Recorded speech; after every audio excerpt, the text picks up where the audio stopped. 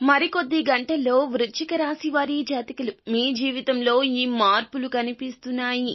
ముగ్గురి చేతుల్లో నలిగిపోతారు. మీరు ఇప్పుడే ఈ విధమైన జాగ్రత్తలు తీసుకోండి. ఈ దేవత ఆరాధన తప్పక చేయాలి మీరు. అయితే మీకు ఎటువంటి సమస్యలు ఉన్నా, ఎటువంటి కష్టాల కొలిమిలో మీరు చిక్కుకొని నలిగిపోతున్నా గురువు గారిని సంప్రదించండి. ఉద్యోగం మారడానికి అవకాశాలు ఎక్కువగా ఉద్యోగార్థులకు కనిపిస్తున్నాయి. బెటర్మెంట్ కన్నా కూడా సస్టైన్ అవ్వడానికి ప్రయత్నాలు చేయడం మంచిదిగా చెప్పడం జరుగుతుంది. ఉద్యోగ రీత్యా సహోద్యోగుల మాటల పట్ల మీరు చాలా అప్రమత్తంగా ఉండాలి. ప్రేమ వలన మోసపోవడానికి అవకాశాలున్నాయి. శుభకార్యాల నిమిత్తం అధిక శ్రమ ఉంటుంది. మీ పిల్లలకు అనారోగ్య సమస్యలు ఉన్నాయి.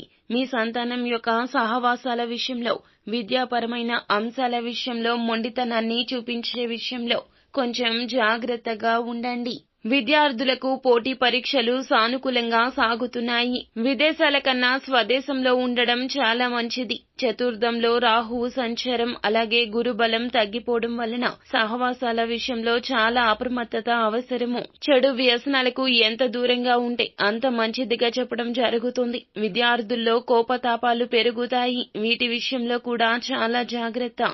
మానసిక ప్రశాంతత కూడా తక్కువగానే కనిపిస్తుంది. అలాగే అనారోగ్య సమస్యల విషయంలో అప్రమత్తంగా ఉండండి.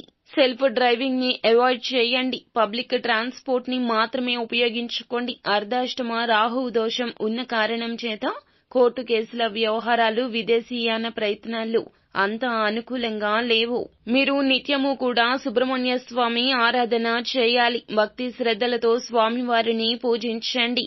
సుబ్రహ్మణ్య కరవాలంబ స్తోత్రాన్ని పారాయణం చేయండి.